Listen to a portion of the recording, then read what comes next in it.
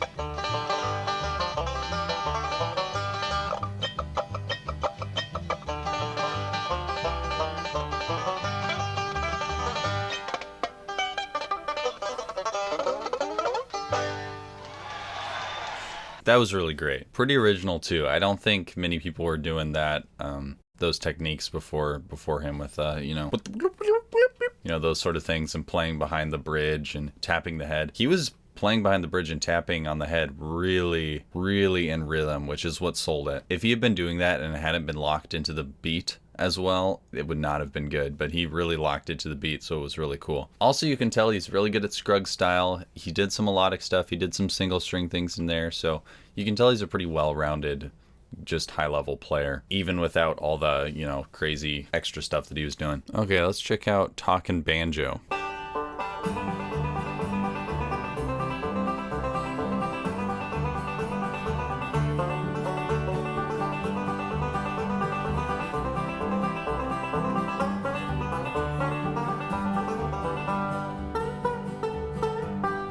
What'd you say you wanted, son? Say you want your mama. What do you want of your mama, son? A drink of water. Why, I declare.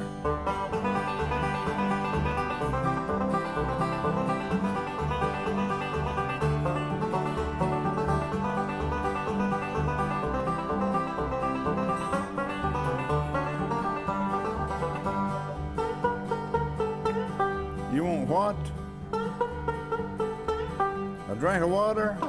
What do you want? A Pepsi-Cola? Son, there ain't no Pepsi-Colas here. They've all been drank up.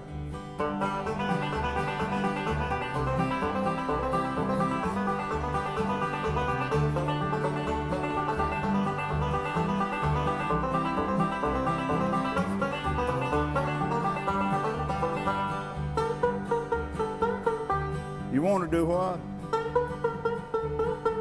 You want to play instrument?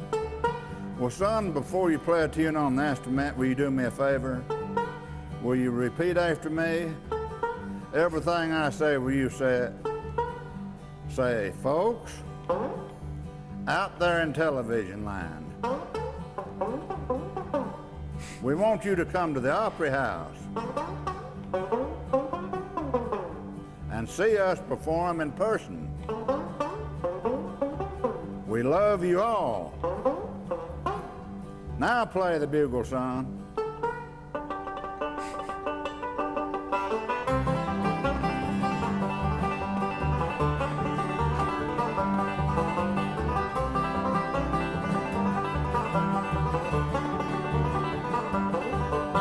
Son, will you blow us another tune on the bugle? Or before you do, will you repeat after me one more time? Say, thank you, Eddie and Wang, for helping me cut this film. I say, thank you, Mr. Producer. We love you all.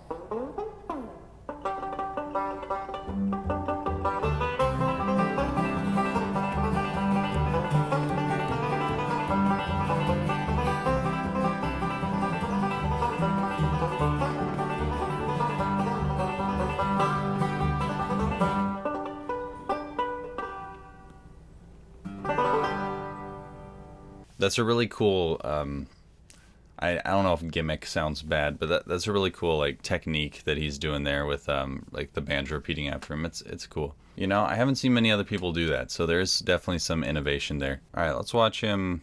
Scruggs' classic "Shucking the Corn," played in Raymond's unique style, killer version. It's a wonder his banjo doesn't burst into flames. Whoa. Okay.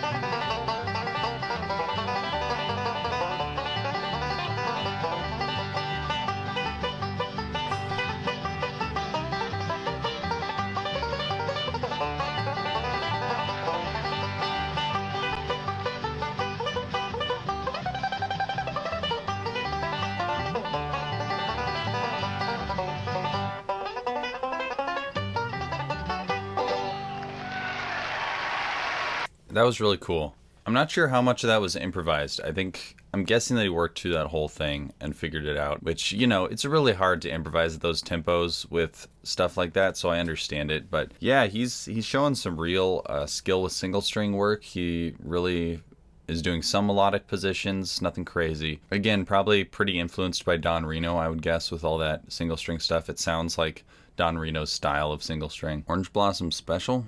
Should we check this out? Welcome Raymond Fairchild and the Crow Brothers. What is this? The Muppets? What?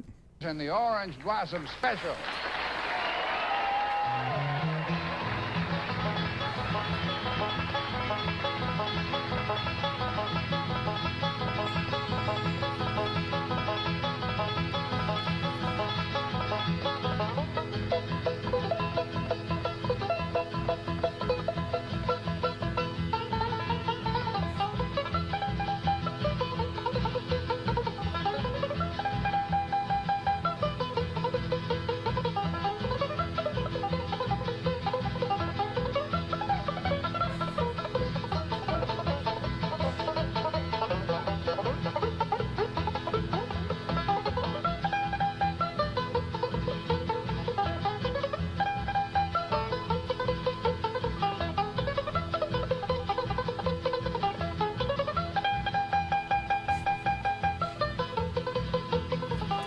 Wow, he does not keep his right hand in a single spot at all. Watch that. His pinky is off the head, and it's just his ring finger planting.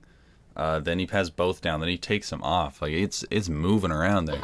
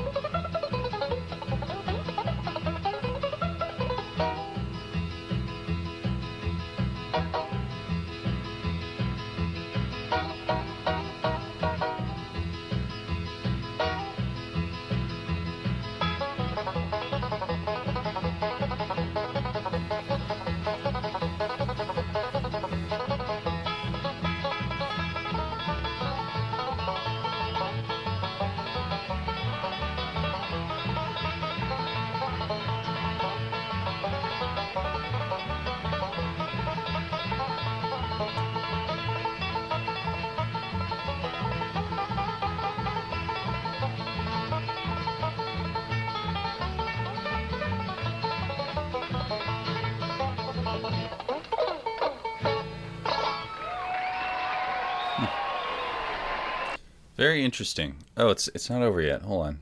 Do they play more? Or they just talk?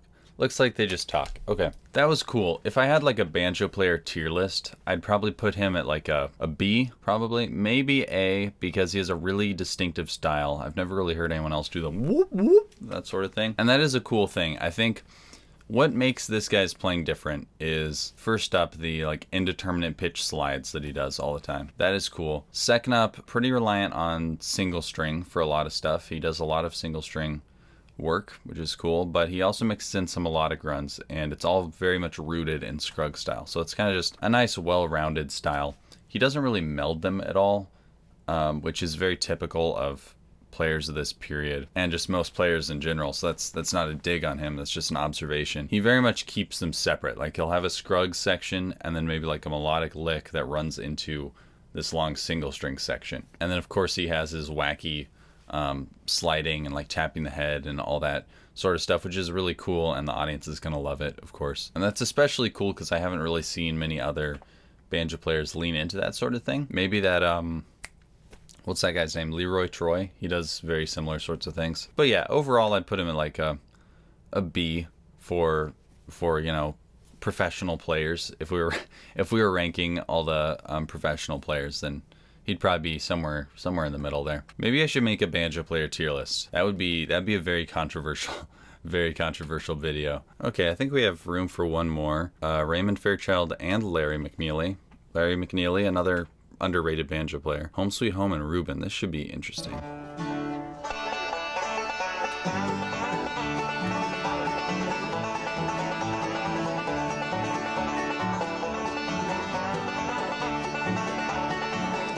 Okay, so he's changing the pitch of the strings, not using detuners, but by pushing down the strings above the nut. That is cool.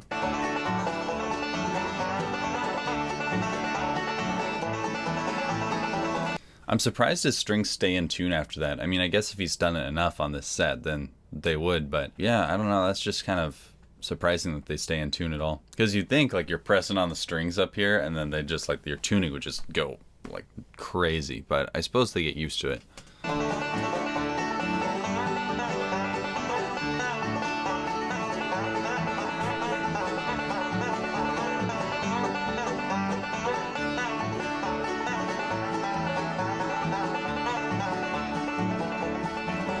That was a really cool break to Home Sweet Home. Wow, that was awesome.